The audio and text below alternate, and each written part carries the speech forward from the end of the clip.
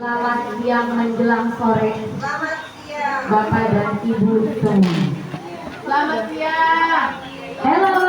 Hai hai. Halo hai, halo hai, halo hai.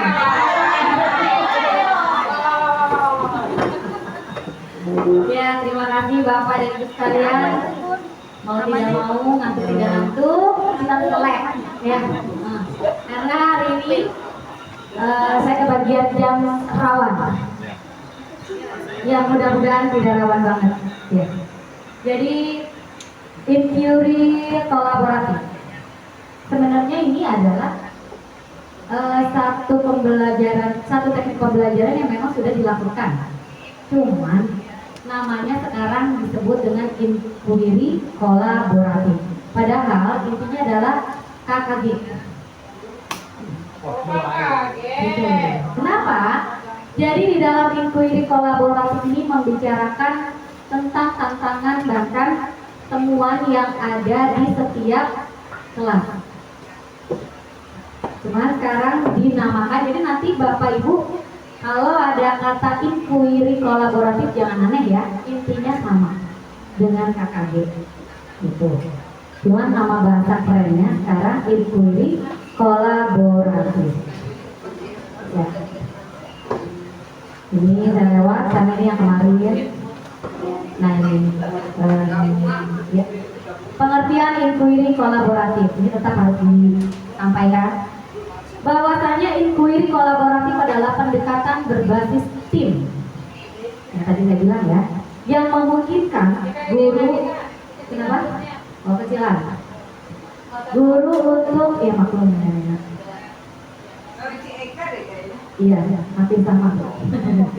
Guru untuk bekerja bersama dalam mengidentifikasi tantangan di kelas, merancang strategi pembelajaran dan secara berkelanjutan merefleksikan serta menyempurnakan praktik pengajaran.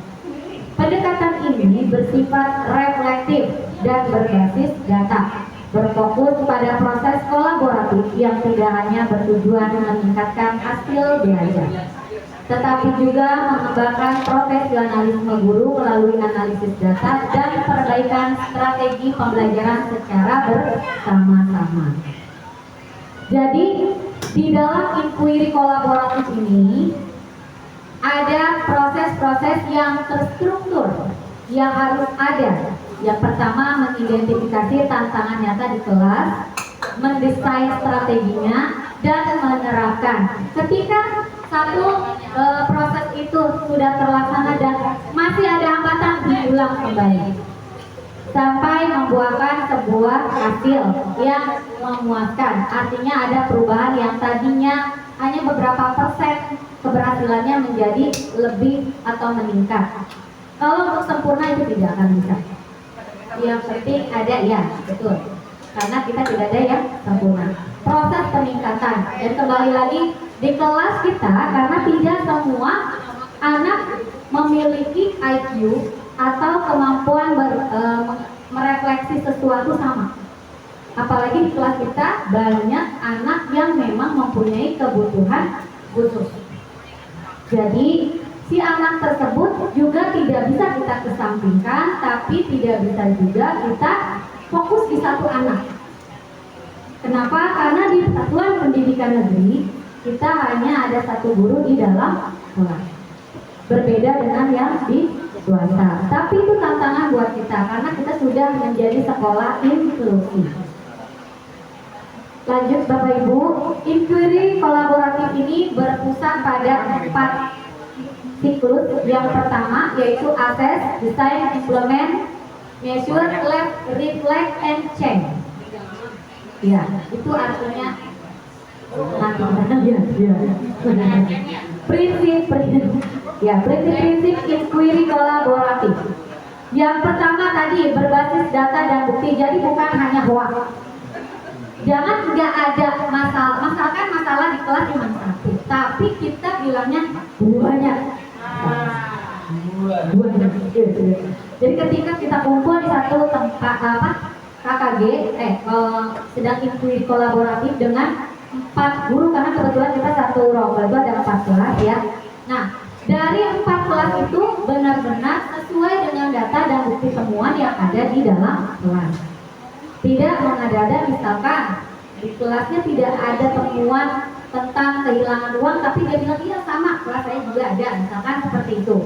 Jadi memang harus benar-benar berbasis data dan bukti.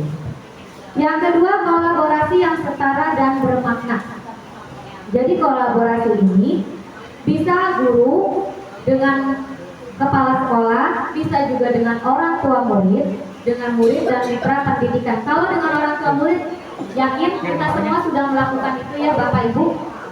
Kalau kita sudah melalui tahap itu, tapi ketika di mitra pendidikan, sebenarnya kita sudah ada beberapa, seperti tahun kemarin kita mendatangkan daftar, kita juga mendatangkan kepolisian, itu termasuk mitra pendidikan, karena dia berkontribusi langsung ke satuan pendidikan. Dan sekarang ada tahapan tingkatan yang tadi saya bilang, melalui dinas kabupaten. Apa kita perlu ke dinas? Tidak juga. Tapi melalui IG-nya kita bisa. Jadi sekarang kolaborasi setara bermakna itu tidak hanya dengan guru dan orang tua murid saja, tetapi dengan mitra pendidikan di luar dari satuan pendidikan. Lanjut. Biasanya ada yang mencet-mencet ini.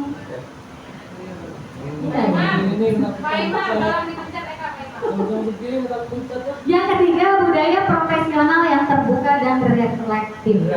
Ya. Contohnya, apa yang berhasil? Misalkan di satu kelas, saya udah menerapkan nih kayak gini seperti ini. Misalkan ketika ada anak yang memang ada temuan hilang, saya pakai cara ini. Bisa diterapkan di kelas-kelas yang lainnya. Kenapa saya bilang temuan hilang? Karena memang di kelas 5, terutama kelas saya ada. Di awal pembelajaran ada yang memang kehilangan uang. Dan itu kalau kita diamkan akan berketerusan. Iya. Jadi kita tidak bisa melakukan karena tidak ada CCTV di dalam kelas. Karena kebetulan setiap hari hilangnya. Jadi kalau menuduh itu tidak bisa, kita pakai cara. Gitu. Dan itu bisa berbagi dengan teman-teman satu kelas yang lainnya. Ya. Terstruktur tetapi fleksibel. Artinya memberi ruang kepada guru untuk menyesuaikan pendekatan berdasarkan dinamika kelas dan hasil temuan. Apa saja, baik itu di dalam kelas tentang materi, tentang kondisi di dalam kelas yang tadi saya bilang temuan uang hilang, atau ada kesulitan anak dalam menangkap pembelajaran, itu kita bisa sharing. Yang dinamakan dengan inquiry kolaboratif dalam jangka waktu yang ditentukan. Yang selanjutnya, fokus pada pembelajaran dan hasil murid. Semua kegiatan inquiry itu diarahkan untuk memastikan bahwa murid benar-benar belajar secara mendalam, bukan hanya diajar, bukan pakai hak, diajar, bukan hanya diajar. Ya. Hal ini menuntut adanya fokus yang jelas pada tujuan pembelajaran dan hasil yang terukur. Bapak Ibu perlu diingat ketika kita saat menyampaikan materi ini, yang kadang juga saya juga kadang terlewat, tapi sama-sama bisa mengingatkan ketika dalam keadaan di kelas di awal pembelajaran setelah kita melakukan persepsi, jangan lupa untuk menyampaikan tujuan pembelajaran baik tersirat maupun tersurat seperti itu.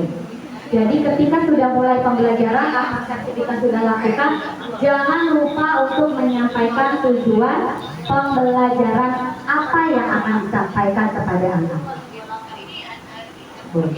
Selanjutnya,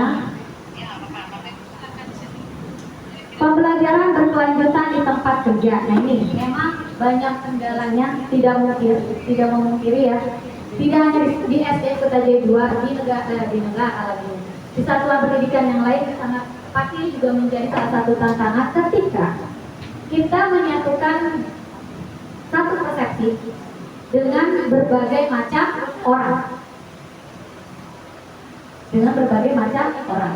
Jadi inquiry ini tidak akan bisa dilakukan kalau tidak dilakukan secara bersama.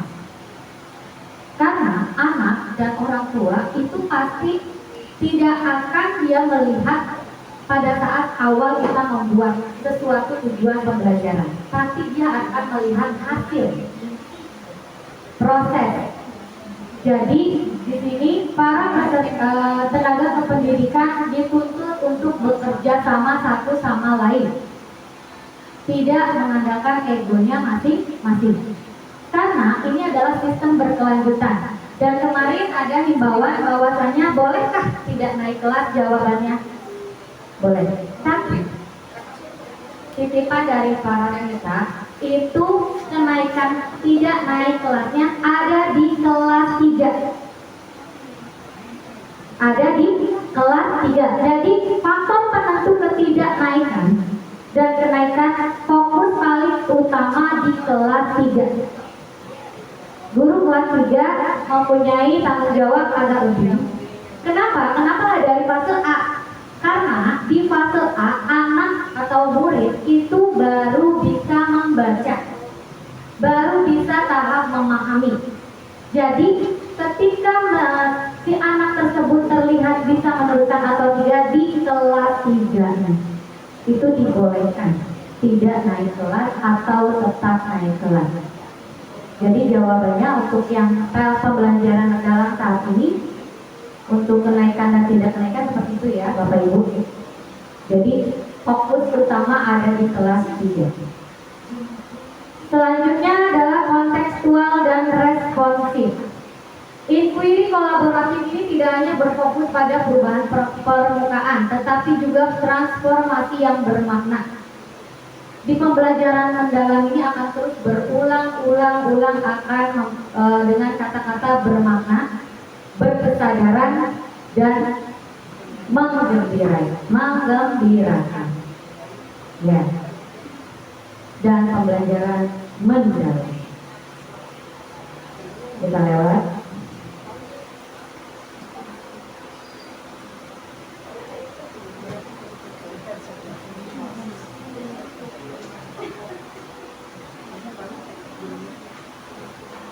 Nah, penerapan inquiry kolaboratif ini bisa dilakukan dengan cara membangun dialog terbuka yang reflektif yang sekarang atau dari kemarin kita sudah lakukan ya Bapak Ibu. Guru bidang juga sudah, guru kelas juga sudah, tinggal dilanjutkan tapi dengan nama inquiry kolaboratif. Jadi nanti kalau ada pertanyaan dari pengawas ataupun dari kepala sekolah apa inquiry kolaboratif, Bapak Ibu sudah tahu, tapi jangan menyebut KKG. Ini disebut lagi dengan inquiry kolaboratif, ya. Sama-sama tahu. Yang kedua bisa dengan mengintegrasikan dialog terbuka dalam proses inquiry kolaboratif, yaitu dengan menjalin konstruktif antara guru, kepala sekolah, orang tua murid, dan murid melalui dialog terbuka. Melakukan refleksi berbasis data, panduan diskusi reflektif tim inquiry. Sebenarnya harus ada memang tim inquiry, tapi untuk di Putrajaya 2 kita akan berubah menjadi tim koordinator P5, berubah menjadi tim kokurikuler. Nah, ini yang akan saya masuk ke kokurikuler. Apa sih kokurikuler? Ya, kalau untuk paham, kita baca dulu ya. Saya juga masih belajar. Sama-sama belajar. Perencanaan kokurikuler yang tadinya yang dinamakan dengan P5 sekarang berganti menjadi kokurikuler. Ya, ini artinya dulu.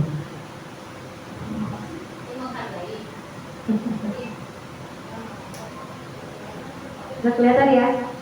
Nah, nggak apa-apa Bu, yang penting antum. Ini lagi. Sudah terlihat? Nah, ini untuk peran dalam tim kokurikuler hampir sama dengan P5, tapi ada beberapa yang memang berubah.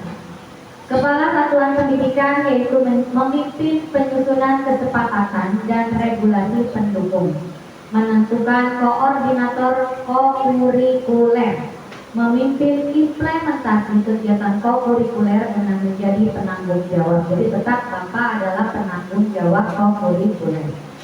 Memimpin analisis kebutuhan untuk menentukan dimensi profil lulusan yang akan dikuatkan bersama koordinator dan guru kelas atau mata pelajaran. Memimpin upaya keterlibatan semua pihak dan membangun jejaring kemitraan untuk keperluan kegiatan kokurikuler.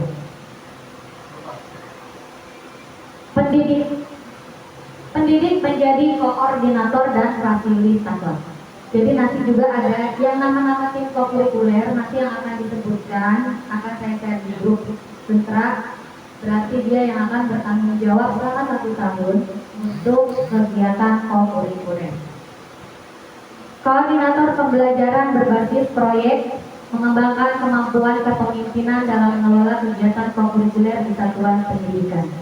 Membuka pintu kolaborasi dengan narasumber untuk memperkaya materi, mengkomunikasikan pembelajaran kolaboratif lintas disiplin ilmu dan kebijakan pendidikan nasional kepada lingkungan satuan pendidikan, orang tua murid dan mitra, mengelola sistem pelaksanaan kegiatan kokurikuler yang dibutuhkan guru dan murid, memastikan kolaborasi pembelajaran terjadi di antara guru yang tergabung di dalam tim sebagai aktivator, kolaborator, dan pengembang budaya belajar. Jadi ini 3 hal yang sekarang lagi digaung-gaungkan, bahwasanya pendidik menjadi aktivator, kolaborator, juga pengembang budaya belajar.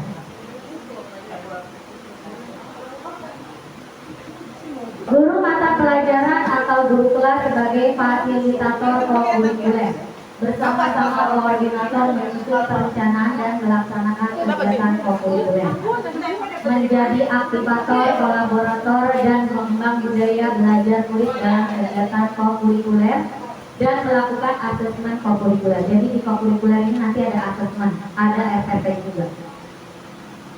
Tugasnya siapa? Kolaborasi antara fasilitator. Tenaga kependidikan menyiapkan sarana dan prasarana pendukung. Warga satuan pendidikan lainnya sebagai mitra dan ikut menjaga ekosistem yang kondusif. Kita masuk langsung ke, nah ini ya Bapak Ibu.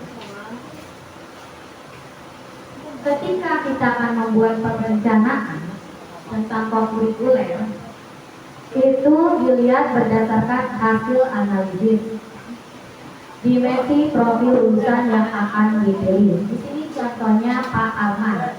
Di sini kayaknya ada yang mirip mukanya. Ada. Mirip siapa? Pak Arman dari SD Lentera, ini contoh ya. Hasil analisis menunjukkan tingkat pemakaian gawai murid semakin meningkat. Kadang hal ini memicu penyebaran informasi yang belum sesuai dengan usia murid. Dengan kondisi ini, dimensi yang sebaiknya dibangun adalah penalaran kritis. Murid diharapkan dapat menyaring dan memilah informasi dari internet. Nah, ini jadi salah satu pemilihan contoh memilih tema. Jadi kita lihat berdasarkan hasil analisis di sekolah masing-masing. Nah, sekolah Pak Arman ini dia mirip ini.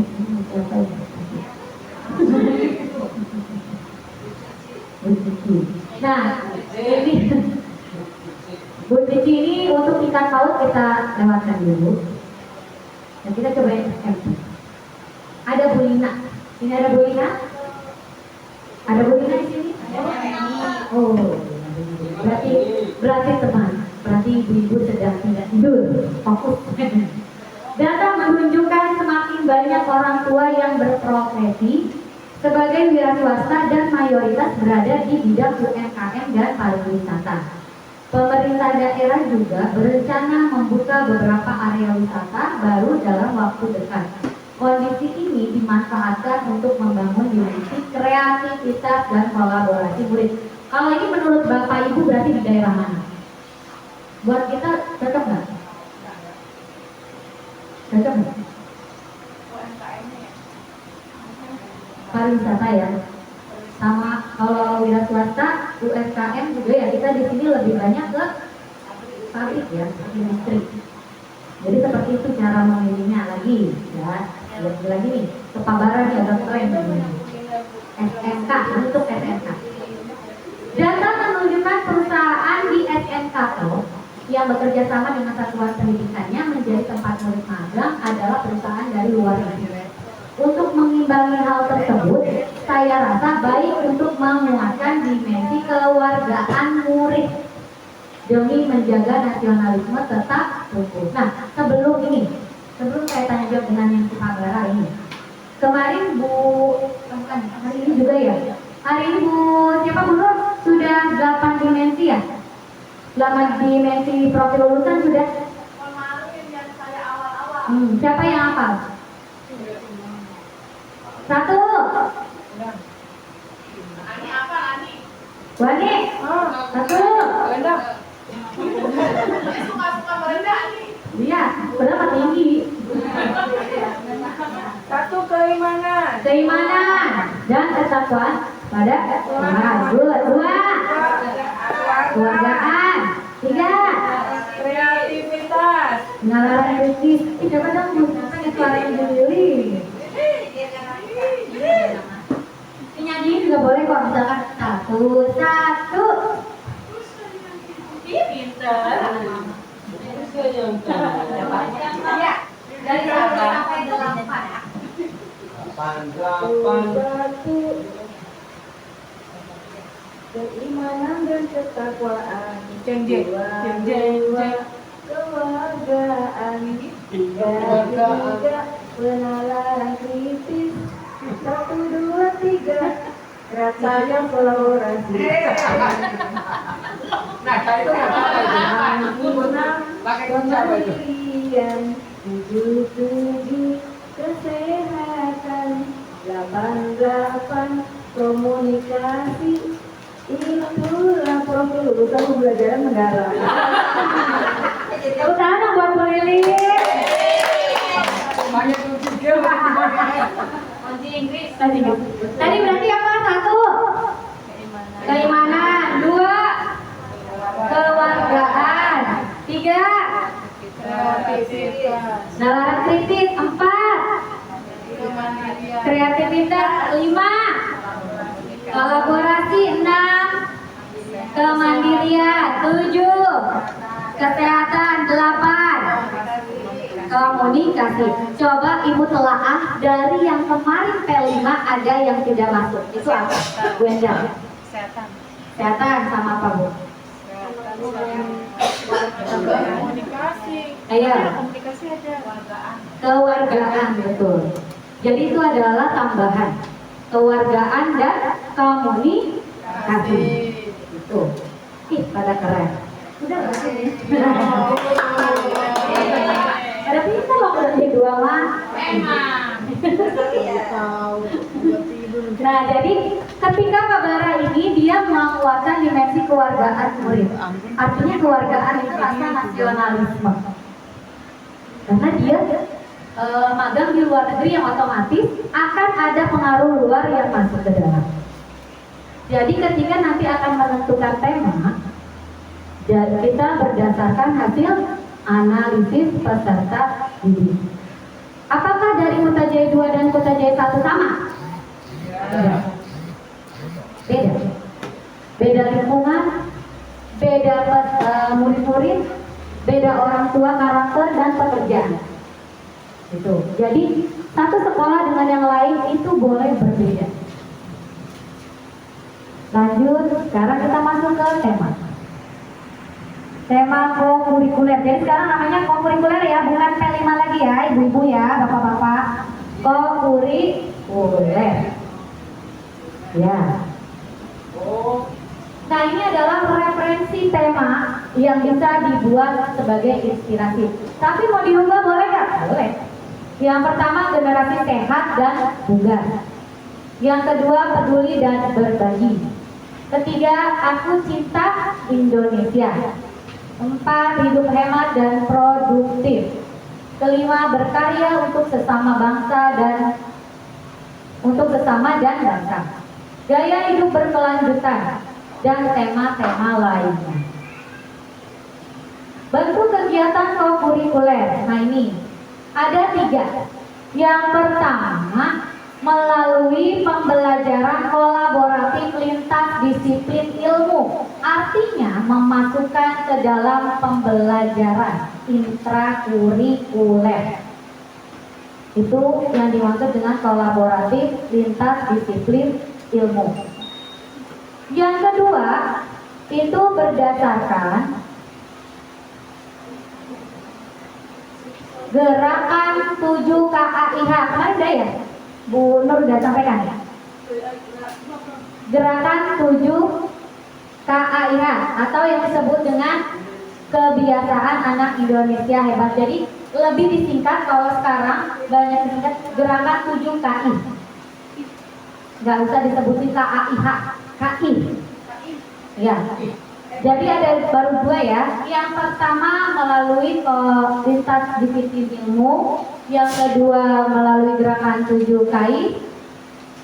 Ya. Yang ketiga adalah cara lainnya.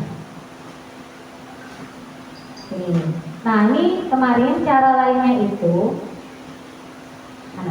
Nah, cara lainnya itu untuk sekolah-sekolah yang memang sedang melakukan kegiatan adiwiyata, terus juga apalagi ya yang tentang lingkungan, kurasaki, itu cara di luar dari 2 cara yang tadi.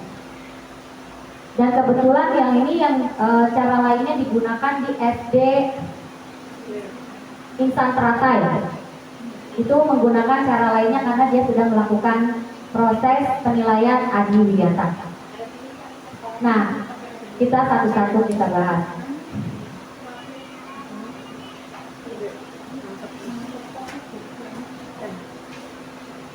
Bentuk yang disiplin ilmu.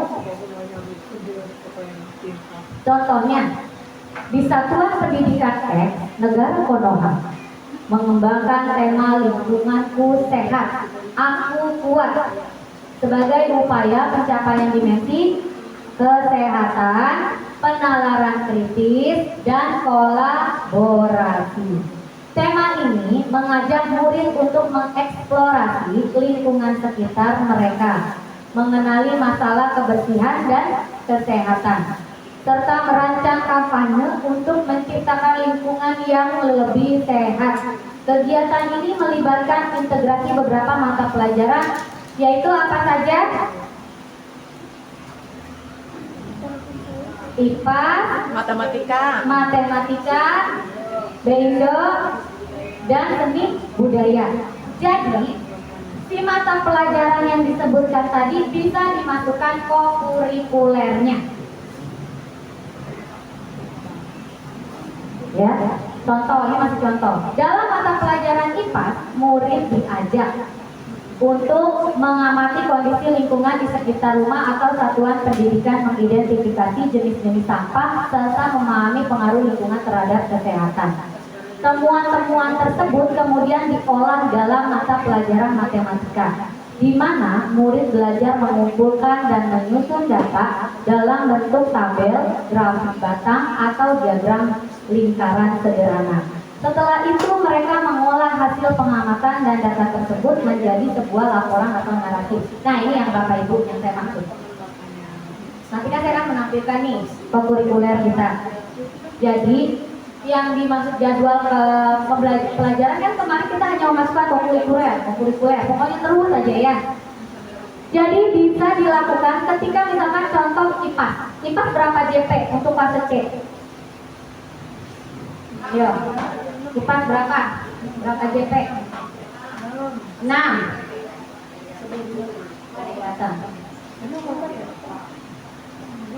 Ada berapa JP? 6 kan? Nah, 5 di kelas, 1 JP itu bisa dilakukan di rumah. Itu sudah masuk ke dalam kegiatan kokurikuler. Tapi kalau memang kita menggunakan lintas disiplin ilmu, gitu. Jadi dimasukkan ke dalam pembelajaran yang bisa dikaitkan di lingkungan rumahnya.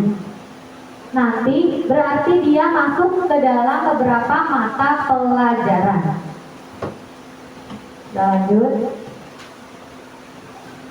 Pada akhir kegiatan, murid mempresentasikan hasil proyek mereka di depan kelas sudah jadi.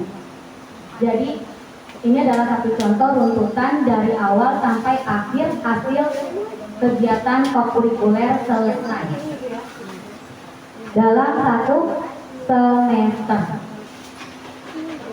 Jadi ini sebenarnya lebih mudah daripada di P5. Seperti itu. Lanjut. Ya, 7 KI. Ada lagi berdasarkan 7 KI.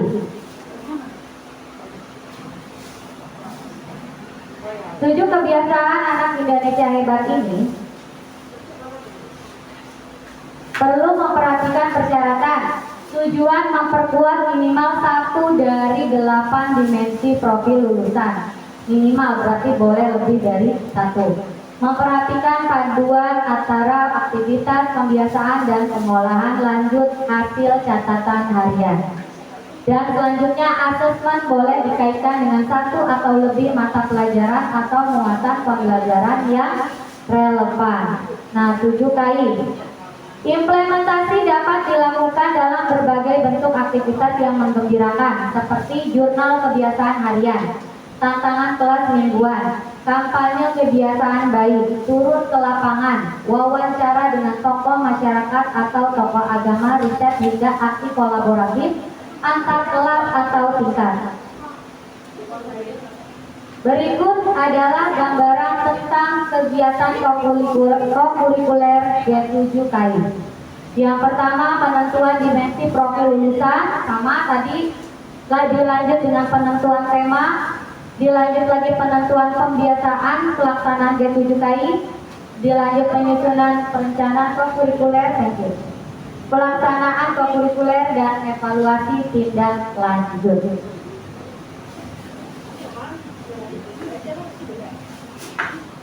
Nah ini kita lanjut. Nah ini alokasi waktu ya. Alokasi waktu untuk kokurikuler per jenjang SD, saya lebih ke SD aja.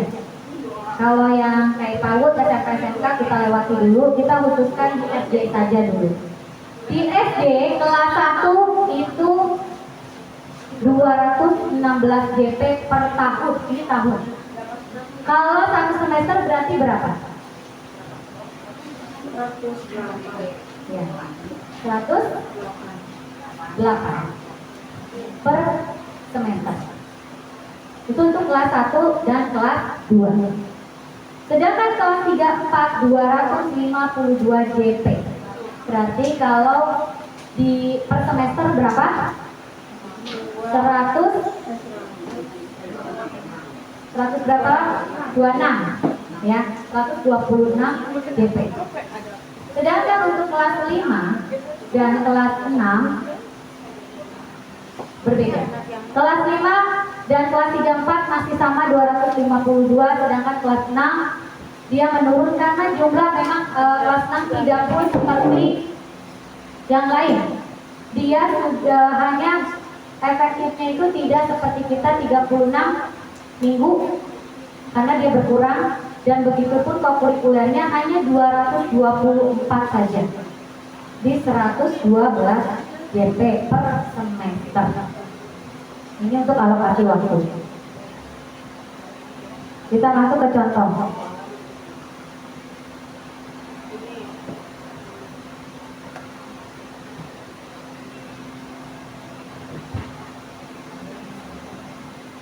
Nah ini ya Bapak Ibu, ini adanya dia contoh untuk program kokurikuler SMP yang hampir sama dengan SD. Di bedanya hanya di tingkat fokus, tema, dan jenisnya pastinya. Di sini kita contoh 7. Kelas 7 fokus dimensinya adalah kewargaan dan komunikasi. Temanya ini yang harus dibuat ya. Kalau dulu namanya modul P5, sekarang adalah program kokurikuler. Ini nanti per fase membuatnya. Jadi saya tidak membuatkan semua, tapi per fase membuat program sendiri. Program kokurikuler, lanjut, jenis kokurikulernya dia menggunakan cara lainnya. Bentuk kegiatannya yaitu penguatan karakter, melalui guru tamu dan melakukan kampanye. Mata pelajaran yang terkait adalah pendidikan Pancasila dan bahasa Indonesia. Alokasi waktu 38 PP karena berbeda dengan kita ya. Ini hanya gambaran untuk satu semester. Jadi nanti ada kolom nomor, kelas, fokus, tema, jenis kurikuler, bentuk kegiatan, mata pelajaran, dan alokasi. Ini akan sebenarnya lebih mudah daripada modul P5 yang memang agak lumayan rumit yang kemarin. Kalau ini seperti bentuk promes. Dan ingat ya Bapak Ibu, mumpung ingat, promes dan prota itu diadakan kembali di pembelajaran mendalam. Jadi tetap siapkan promes dan protanya untuk administrasi. Ya.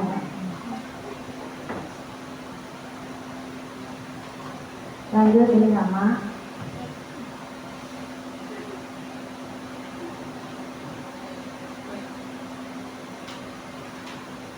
Ini PAUD. Itu, nah ya sekarang yang SD. Jenjang SD fokusnya adalah nggak bisa dulu itu. Oh, kayaknya udah.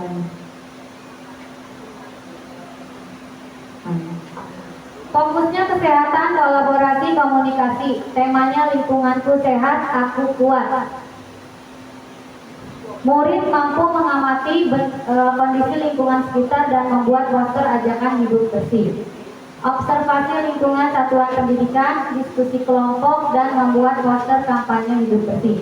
Materi pelajaran yang terkait, tingkat pelajaran yang terkait adalah IPA, BIDO, Seni dan Budaya Pendidikan Pancasila 108 JP. Ini berarti untuk yang kelas fase rendah ya, fase A.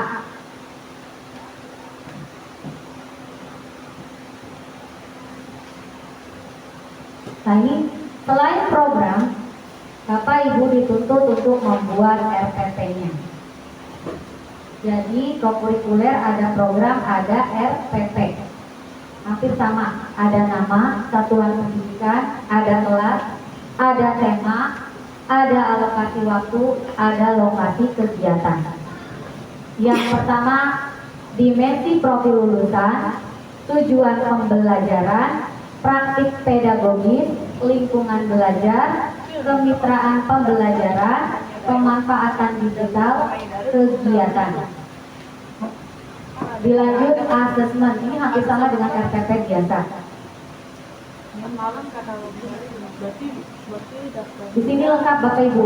Ini ada di kokurikuler yang Bapak admin sudah berikan atau share di grup Dentra. Coba cek.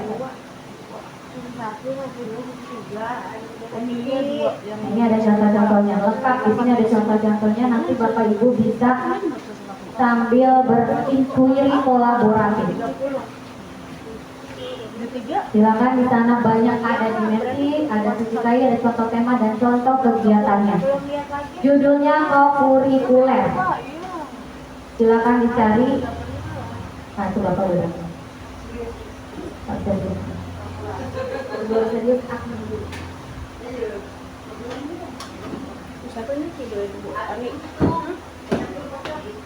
Bukan ya kali. Ini Bu Deni.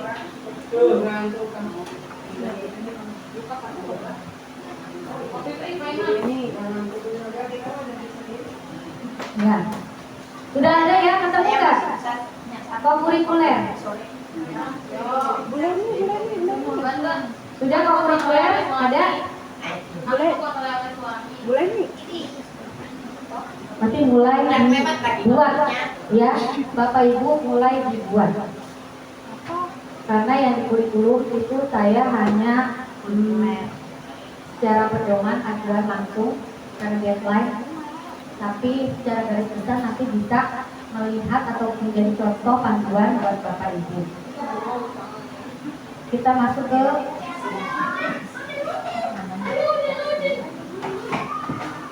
CP dulu ya. Bu Nur, kemarin CP udah dipelajari? Sudah ya? Sudah semua? Oh, belum bisa. Belum? CP-nya sudah? CP ini sudah di-share di grup Dentra. Ya. Oh, ya, oke, berarti saya sambil menyinggung ya. Karena sebelum ke grup. Yang sudah punya silakan dibuka, sambil kita baca. Karena kalau tidak baca biasanya dia tertutup. Biar terbuka. Iya, terus sambil nyari. Ya, kelihatan ya?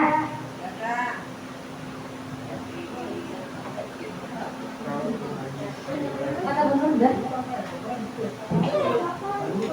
Diklik aja Bu, dicari di media. Itu sudah di-share CP yang terbaru ya. Ini kita yang CP yang terbaru. Ya.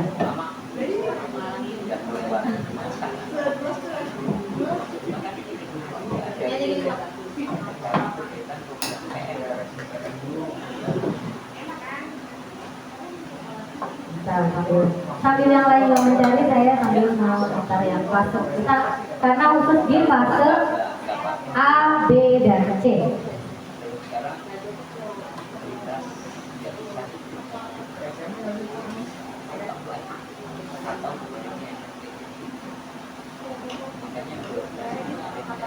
Nah, ya. Sudah ketemu Bapak Ibu? Kalau ya sambil saya udah ketemu. Capaian pembelajaran untuk SD ini berdasarkan perubahan Permendiknas nomor 13 ya tahun 2025. Jadi sudah CP ini apakah sama dengan yang kemarin? Tidak, berubah. Capaian pembelajaran untuk SD, MI, SMP, MTS, dan SMA, MA. Capaian pembelajaran pada fase A disusun selaras dengan fase fondasi untuk memastikan transisi pembelajaran yang berkesinambungan dari PAUD ke SD. Dengan memperhatikan 6 kemampuan fondasi sebagai berikut: mengenal nilai agama, keterampilan sosial, kematangan emosi, pemaknaan terhadap belajar, keterampilan motorik, dan kematangan kognitif. Kita mulai dari capaian pembelajaran pendidikan agama Islam dan budi pekerti. Nasionalnya nanti bisa dibaca. Kita masuk ke bagian yang paling penting yaitu elemen. Untuk Bapak guru agama, saya nggak nyebutkan ibu karena Bapak guru agamanya bapak-bapak semua. Kita aku yang dua mana? Yang satu Kasmaran, yang satu tujuh.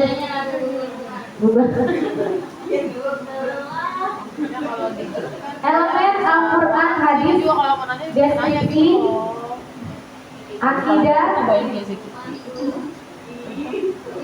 akhlak, dan fikih. Pak Imam, punten sejarah peradaban Islam kemarin saya sudah melihat untuk di fase A, B, dan C itu mengalami perubahan yang memang hampir semua. Jadi ya, untuk agama juga berubah. Lanjut ke jadi ke fase E. Sudah agama sudah. Kristen kita mau bahas. Lanjut ya. Lanjut.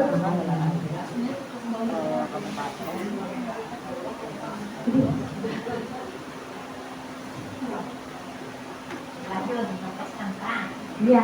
Sampai maghrib lanjutnya. Orang bubar sekarang juga boleh. Tadi nunggu absen setengah 4. Ya, masih Katolik, kita lanjut lagi.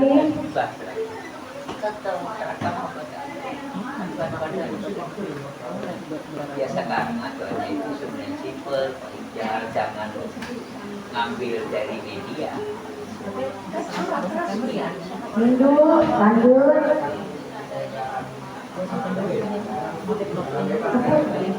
Banyak loh Pak Imam. Dia berdasarkan mata pelajaran. Buddha, lanjut. Gila nih, ngapain harus siang? Mau dipuji Akhirnya kamu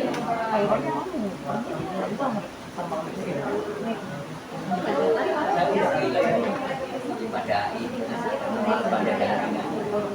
Pak Pucu, lanjut. Kalau misalnya jadi dekorasi dinding ini ya, iya dong. DPR. dinding yang ini kan bukan termasuk ya, dinding yang Jadi harus dibaca, Bapak Ibu kasihan ya jadi berbaru-baru. Ribuan, baca lah minimal. Ini kitabnya. Nah ini capaian pembelajaran pendidikan Pancasila. Kita keep yang rasionalnya nanti bisa sambil dibaca-baca. Tujuan, karakteristik. Nah ini yang penting. Elemen dan deskripsi. Mereka putih.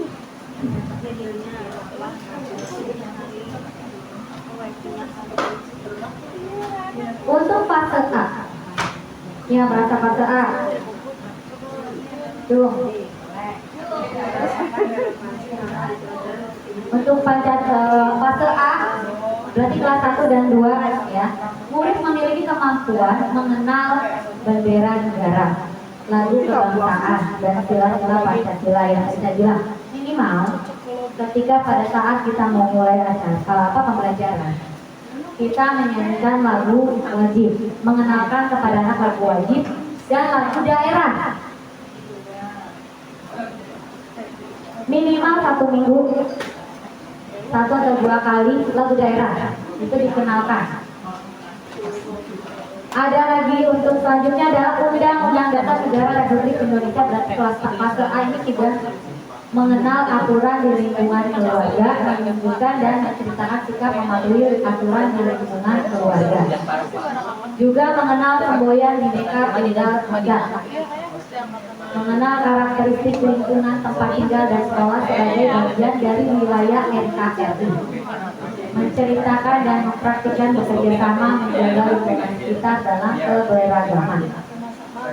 Fase B, kelas 3 dan 4. Pancasila masih sama tadi dengan kelas A, mengidentifikasi makna sila Pancasila, penerapannya, mengenal karakternya, sudah mengenal karakter perumus Pancasila. Undang-Undang Dasar Negara Republik Indonesia mengidentifikasi ini sama dengan fase A. Menerapkan hak, cuma ditambahkan ada identifikasi dan penerapan hak yang didapat dan kewajiban sebagai anggota keluarga dan sebagai warga sekolah. Bhinneka Tunggal Ika membedakan, bukan lagi menyebutkan simbol makna dari Bhinneka Tunggal Ika, tapi sudah bisa membedakan dan menghargai identitas keluarga, suku bangsa, bahasa, agama dan kepercayaan di lingkungan sekitar. Negara Kesatuan Republik Indonesia, yaitu mengidentifikasi lingkungan tempat tinggalnya masing-masing, baik RT, RW, desa, kecamatan. Minimal anak tahu RT-nya berapa, RW-nya berapa, desanya mana, kecamatan mana. Jangan sampai ada, pernah saya tanya, kamu tinggal di mana? Di desa apa? Desa Suka-Suka, Bu. Bagus. Dulu aja. Kita kelas 5 itu. Suka-suka gimana, baru minimal anak harus sudah paham tentang tempat tinggalnya sendiri, berada di mana. Apalagi kalau untuk fase C, kita masuk ke fase C, minimal dia sudah tahu ibu kota provinsinya sendiri, karena kelas 5 dan saja masih dia belum hafal kita berada di provinsi apa. Ya, kadang kita juga bingung, ya, masih bingung. Ibu kota di mana? Ibu kota provinsi kita di mana? Di Tangerang tuh. Ya. Padahal di daerah. Ya, minimal yang provinsi kita sendiri. Sampai kemarin anak itu sudah kritis ya, sudah nanya, Bu, Gubernur Banten siapa? Nah, artinya pemahaman gurunya pun tentang provinsinya sudah harus banyak. Karena anak itu memang pasti pertanyaannya ada yang sudah kritis. Jadi Pancasila untuk fase C sudah mulai memahami kronologi sejarah kelahiran Pancasila. Tidak hanya tahu tokoh perumus Pancasila saja, tapi bagaimana kronologi sejarah lahirnya Pancasila, keteladanan sikap para perumus Pancasila dan penerapannya di lingkungan masyarakat. Bahkan menghubungkan sila-sila dalam Pancasila sebagai suatu kesatuan yang utuh. Menguraikan makna nilai-nilai Pancasila sebagai dasar negara dan pandangan hidup bangsa. UUD mengimplementasikan bentuk norma, hak, dan kewajiban. Ini untuk fase C, berarti di kelas 5 ada, di kelas 6 ada. Mohon Bapak Ibu diperhatikan CP-nya. Ketika si CP itu ada, contoh, misalkan di satu fase dia ada CP-nya menentukan kelipat KPK dan MPB, berarti itu harus dilaksanakan. Jadi kita kiblatnya di CP. Kalau di buku paket misalkan di awal dia misalkan perhitungan awal, tiba-tiba di CP itu tidak sesuai, maka kita menggunakan buku paket apa CP? Ibu-ibu, bapak-bapak, panduan kita kemana? Apakah kita ikuti buku paket? Apakah kita ikuti CP? CP. Jadi jangan bilang gini, kita berdasarkan buku paket, Bu. Enggak. Kita berdasarkan CP.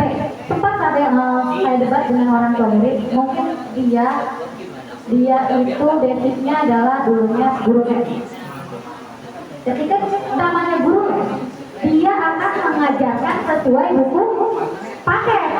Nah, ketika berbeda dengan yang dia ajarkan, kok saya udah belum ke materi yang dia ajarkan, dia protes. Nah, saya tanya balik, apakah ibu menggunakan CP? CP itu apa, Bu? Nah, CP aja dia belum paham. Sedangkan kita kiblatnya di CP.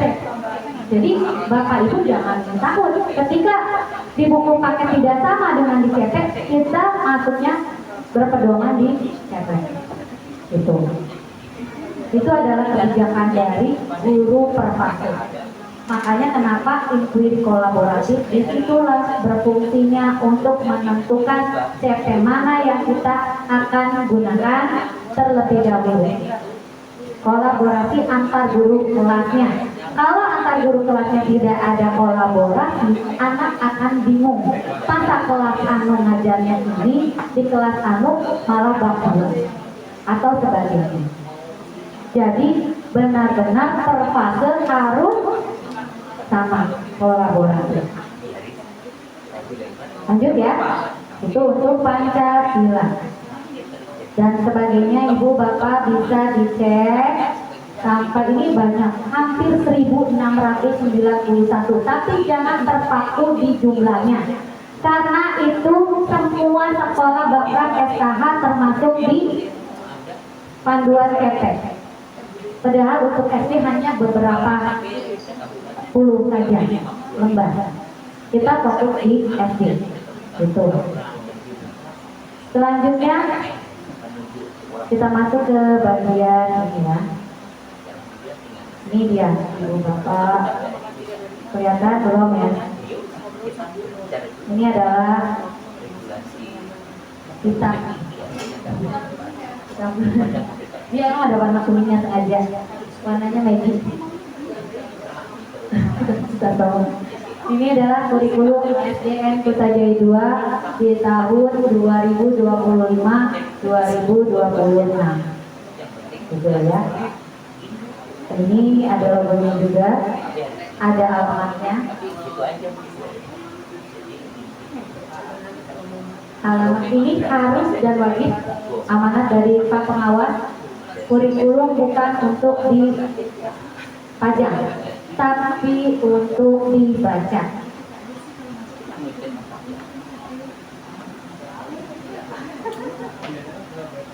Nah Bapak Ibu, kenapa kan itu mah padahal tugas kurikulum enggak semua Bapak Ibu adalah bagian dari Satuan Pendidikan Putrajaya 2, jadi harus tahu. Jadi kalau nanti ditanya kurikulum kedua ya kayak gimana, jangan sampai ada jawaban nggak tahu ya. Jadi ini adalah buku kita bersama yang nanti kalaupun sudah ada lembar pemetaan insya Allah di minggu depan oleh Pak Pengawas sudah direvisi, kalau sudah selesai akan di-share seperti biasa di grup Penitra. Di kurikulum ini ada lembar identitas, lembar penetapan, lembar validasi, kata pengantar, dan daftar isi. Ya.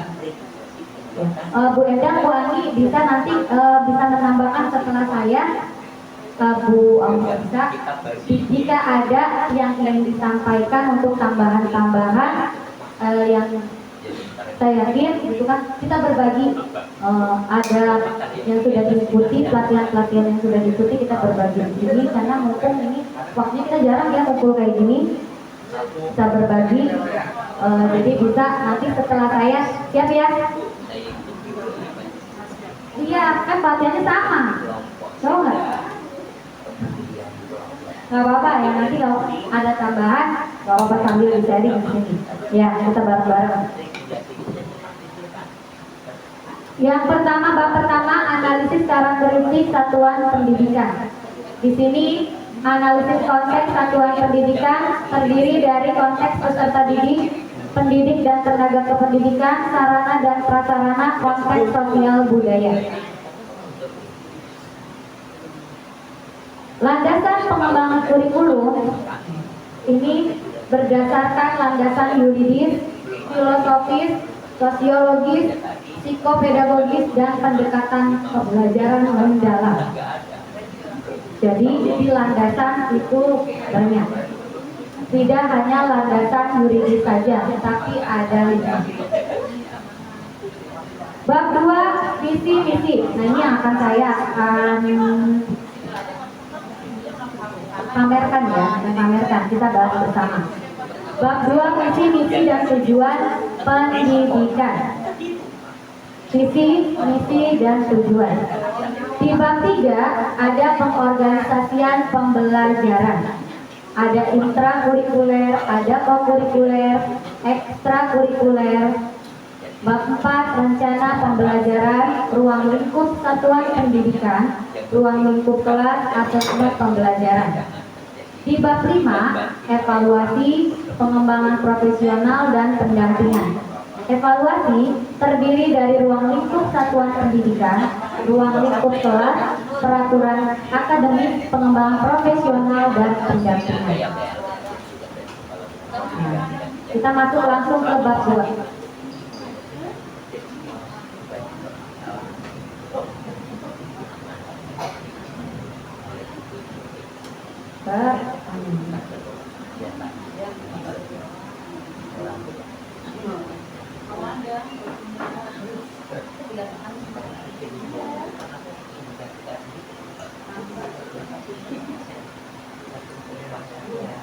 Nah ini ya Bapak Ibu visi kita yang saat ini. Bu Arni mau apa? Ya, Bu Anggun. Kira mau nanya. Lagi ngomong sama Anggun. Visi SDN Putrajaya 2 di tahun pelajaran 2025-2026. Terwujudnya pribadi yang mencerminkan 8 dimensi profil lulusan. Ini adalah visi kita. Indikator visinya beriman dan bertakwa kepada Tuhan Yang Maha Esa serta berakhlak mulia, berkebinekaan global, bergotong royong, mandiri, bernalar kritis, kreatif, berkepribadian luhur, dan menjunjung budaya bangsa, berorientasi masa depan dan berkelanjutan. Nah ini dibuat menjadi tagline. Ini tagline yang nanti akan sering harus diingat. Tagline kita adalah ini sama dengan di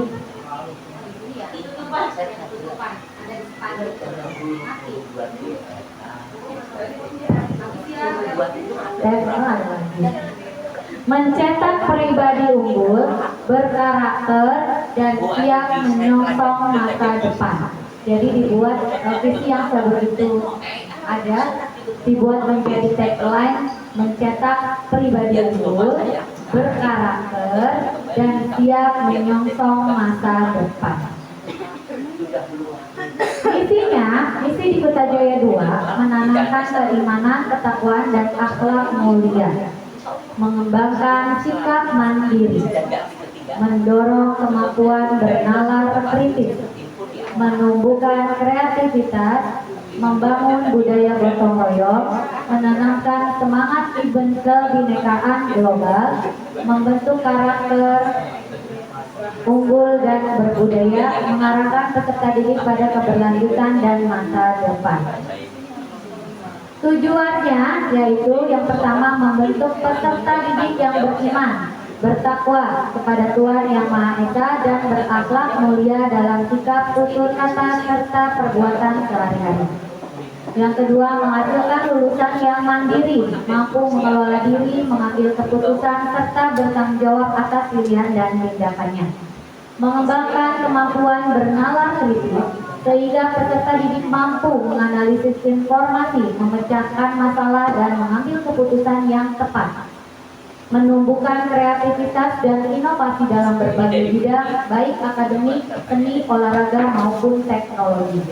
Membentuk peserta didik yang memiliki jiwa gotong royong, mampu bekerja sama, menghargai pendapat orang lain, dan berkontribusi positif dalam lingkungan sekolah maupun masyarakat. Menyiapkan generasi yang berjiwa kebinekaan global. Menghasilkan lulusan yang unggul dalam prestasi, berkarakter kuat, serta menjunjung nilai-nilai budaya bangsa. Menanamkan pentingnya kelestarian lingkungan dan pembangunan berkelanjutan. Itu adalah tujuan dari SDN Putrajaya 2 di 1 tahun ke depan. Mudah-mudahan sudah berhasil. Ini udah ya, kemarin sudah dibahas dengan Bapak tentang alokasi intrakurikuler per tahunnya. Begitupun kalender akademik. Sudah punya kan kalender? Sudah di print? Sudah di print belum? Belum? Per fase di print. Ini contoh kurikuler. Ini terakhir ya, mudah-mudahan cukup. Bapak Aldi Putrajaya. Aldi Putrajaya 2. Cuma kemarin itu ada membahas sama Pak Imam di siapa Pak Imam kemarin ya yang agak keliru. Libur ya, libur Ramadan ya. Yang kemarin ya, yang agamis ya. Ya, jadi nanti perubahan yang betulnya itu dia akan di-share. Yang termasuk yang di sekolah Masih.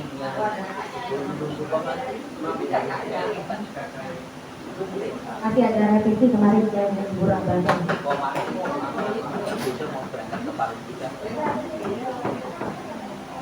Tidak mungkin kan saya bawa nama tapi kabar itu kalau tololnya Sakroni Nah itu dikembalikan.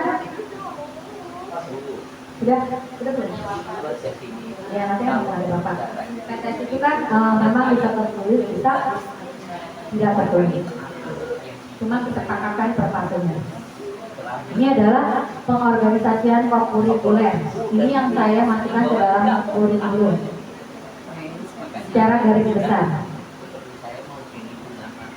Dan kemarin bersama Pak Imam ya, Pak Imam kita bahas sedikit tentang kurikuler untuk bidang studi agama. Jadi agama dan guru olahraga tidak nganggur ketika kegiatan kurikuler, tapi juga melaksanakan kegiatan kurikuler. Kita dengan bidang kita, mata pelajaran kita, dan guru bidang juga melaksanakan kurikuler. Nah, bentuknya seperti apa ini? Terlihat belum? Terlihat belum? Sudah terlihat belum? Berut katanya apa itu? Ini jelas ya? Kita sudah Dimaklum banyak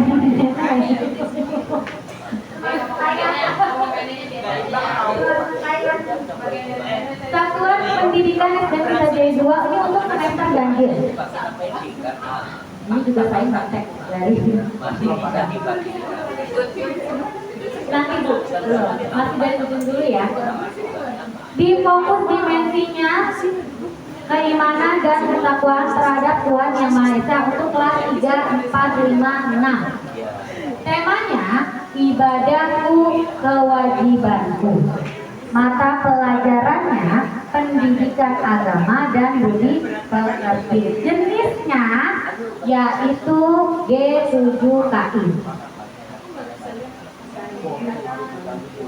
Tadi apa G7KI? Ya, gerakan 7 kebiasaan anak Indonesia. Hebat. Tujuannya yaitu murid terbiasa menjalankan ibadah menurut agama dan keyakinannya. Indikatornya membiasakan diri menjalankan ibadah, sholat 5 waktu dan sholat duha bagi muslim. Kebaktian sekolah minggu bagi Kristen dan Katolik. Aktivitasnya, nah ini dia. Dengan berbentukan jurnal harian yang dicatat oleh dirinya, orang tua, wali, murid diobservasi oleh guru dalam kebiasaan menjalankan ibadah.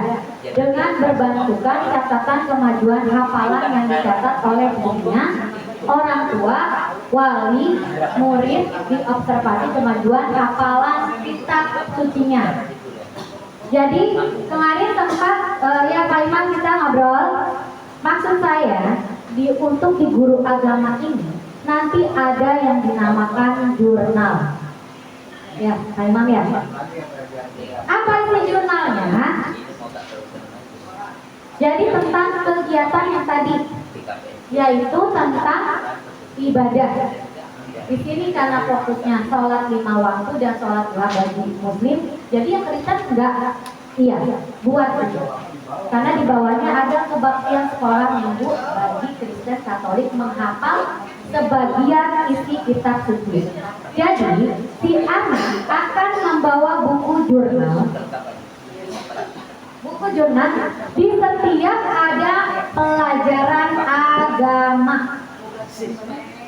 Nanti Pak Guru agamanya memparaf dan mencatat kalau si anak tersebut melakukan sholat 5 waktu atau sholat duha. Seperti pantauan Ikro ya Pak Imam ya. Nah seperti itu. Jadi nanti guru agama pun melakukan kegiatan kokurikuler melalui buku jurnal. Nah, buku jurnalnya ini nanti bisa kolaborasi Pak Imam dengan guru lainnya. Apakah si anak pakai buku kosong, buku tulis khusus untuk pantauan kegiatan ibadah, ataukah melalui ketik? Kita mengetik, mereka jadi kalau ngeprint, ingat kembali lagi ke kertas ya. Kalau saya lebih fleksibel buku. Gimana Pak Imam? Nanti dibicarakan lagi aja sama Pak Mansur dan Pak Yusuf ya. Dan ini berarti artinya mau repot. Ya Pak Imam, betul kan? Gurunya mau repot. Demi apa? Demi anak-anak. Nah untuk agama Islam berarti tidak hanya sholatnya saja, tetapi juga tentang hafalan suratnya. Jadi nanti Pak Imam, Pak Mansur dan Pak Yusuf punya target hafalan selain yang kegiatan pembiasaan di lapangan gitu. Jadi misalkan fase A kira-kira sampai surat apa, fase B apa, fase C apa. Nah anak kalau menurut saya lebih hematnya membawa buku tulis masing-masing gitu. Yang mencatat itu orang tua murid, kan kegiatan dia yang di rumah. Nah Pak Imam hanya mengecek, oh dia sudah melakukan 5 waktu, ini tanda para ibu bapaknya. Nah Pak Imam tinggal para ibu bapaknya. Nah untuk garis jurnal bisa kita ngobrol lagi aja ya Pak Imam. Tapi yang penting ada gambaran dan guru kelas tahu. Jadi jangan nanti ada anak murid atau orang tua murid nanya, Bu, itu buku jurnal buat apa? Oh, nggak tahu. Gitu. Itu jangan, karena nanti targetnya guru agama akan membuat atau memberi penilaian dalam buku jurnal anak-anak. Betul. Dan ini dilakukan setiap dui mingguan. Berarti kalau dui itu paling mahal hanya 2 minggu sekali. Gitu. Mau seminggu sekali monggo, tapi waktu di aku ini 2 minggu itu hanya panduan. Ketika memang mau dirubah, kayaknya enaknya 1 minggu deh, kenapa? Setiap pelajaran agama gitu. Itu untuk guru agama. Lanjut di selanjutnya. Ini untuk kokurikuler ya, kokurikuler, bukan intra, kokurikuler. Ini keimanan dan ketakwaan untuk kelas 1, 2 sama, hampir sama Pak Iman. Bedanya di sini kelas 1, 2 tidak diwajibkan untuk sholat duha. Ya, kemarin yang katanya fase, apa mau dimasukkan gak apa-apa? Kira-kira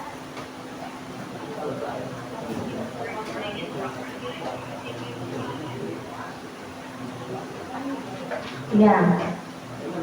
Oh, kalau untuk yang di lapangan kan memang iya gitu loh. Kalau di lapangan memang iya. Di luar, di rumah gitu ini mah untuk yang dia di rumah sama sekolah juga sebenarnya. Cuma kalau di sekolah kan kelas 1, 2 itu hanya untuk mempelajari, dia biar tahu ini sholat duha itu seperti apa. Ketika memang beliau dinilainya ketika di kelas 3 gitu ya. Atau nanti ada perubahan tinggal sampaikan, nanti tinggal aku rubah itu dulu. Gitu. Kita lanjut di komunikasi kelas 1 yang dipakai dimensi komunikasi. Temanya adalah generasi sehat peduli lingkungan. Mata pelajaran yang terlibat yaitu bahasa Indonesia, Pancasila, dan matematika. Menggunakan teknik pembelajaran kolaboratif. Tujuannya yaitu murid mampu merespon dan bertanya, serta menyimak, menyortir, dan mengelompokkan data tentang karakteristik lingkungan untuk menunjang tumbuh kembang dirinya. Tekniknya yaitu mengajukan pertanyaan secara lisan dan tertulis dengan tingkat keterampilan bertanya dasar. Karena ini masih kelas 1, dia masih menyimak. Karena belum satu kelas itu lancar baca.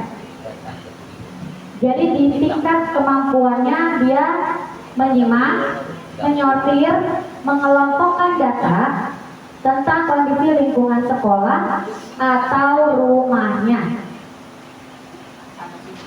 Mengajukan pertanyaan secara lisan dan tertulis dengan tingkat keterampilan bertanya dasar setelah menyimak, menyortir, dan mengelompokkan data tentang kondisi tumbuh kembang dirinya.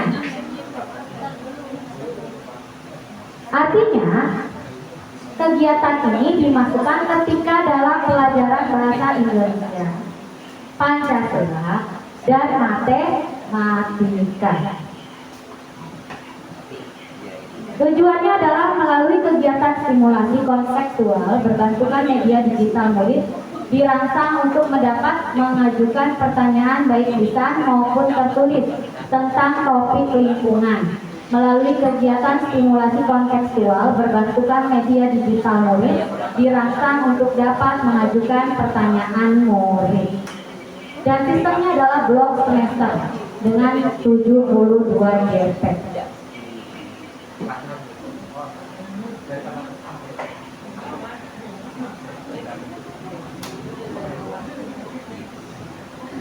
Sekarang kelas 2, komunikasi. Masih komunikasi. Ini nanti bisa per fase ya. Saya maunya ngobrol per fase. Jadi sambil membuat program dan RPP.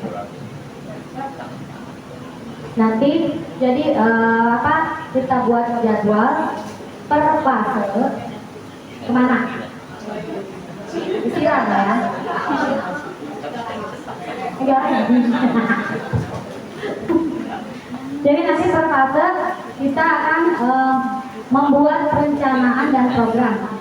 Boleh nanti dibuka jadwalnya. Karena kalau untuk membahas ini tidak bisa waktu dalam 1 hari. Minimal Bapak Ibu tahu gambaran kurikuler. Nah, begitupun guru olahraga. Kalau nanti yang lintas pendidikan bidang ilmu bisa dengan saya. Tapi guru olahraga sama dengan guru agama, nanti memegang jurnal juga. Jurnalnya seperti apa, nanti Pak Guru olahraganya, kebetulan Pak Guru olahraganya kayaknya nggak muncul satupun ya. Nggak ada ya? Hah? Cadangan anaknya. Ya, jadi nanti Pak Guru olahraga juga harus mau repot menggunakan jurnal sama dengan Bapak Guru agama. Karena sudah mendekati jam 3 ya, saya harus terbang lagi.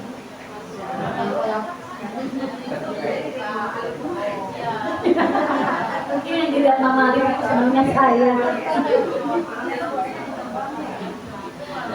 Nah, jadi untuk pemaparan materi dari saya cukup. Kalau masalah puas tidak akan pernah puas karena saya juga bukan memuaskan, ya.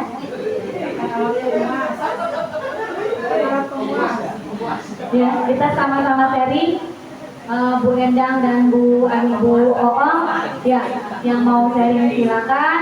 Kita berbagi pengalaman sambil ya silakan. Misalkan tadi ada kayaknya nggak gitu deh. Kayaknya betul yang tadi pemaparan mereka kayaknya kurang deh. Ada yang pengen nambahin deh dengan senang hati. Ya, atau ada ilmu kita berikan, jangan disimpan sendiri. Ilmu kita bagikan, biar sama-sama kita belajar. Itu. Karena ini saya sampai jam 3 doang. Saya udah laptop ya. Dipecat ya? Sudah habis. Udah tutup ya. Silakan Bang, silakan Bang. Ya, boleh. Buang, sekarang tepuknya kan tadi aku udah punya materinya. Sekarang tepuknya 7 kaki. Dengerin, Bapak Ibu jangan tuh tadi melek dulu. Buang mau nyanyi. Tepuk 7 kaki. Oh lagi searching ya? Lagi searching? Ada. Oh dari ayah Edi.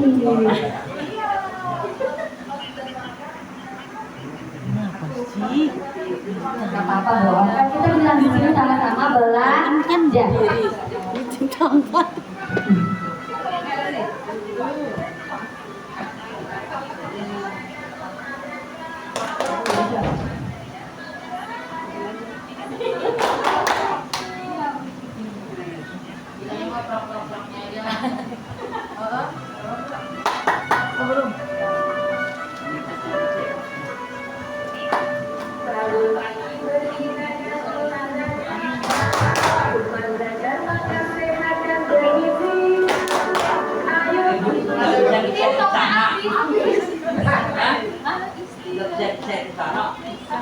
Punya kan nggak bisa pas suaranya ngomongin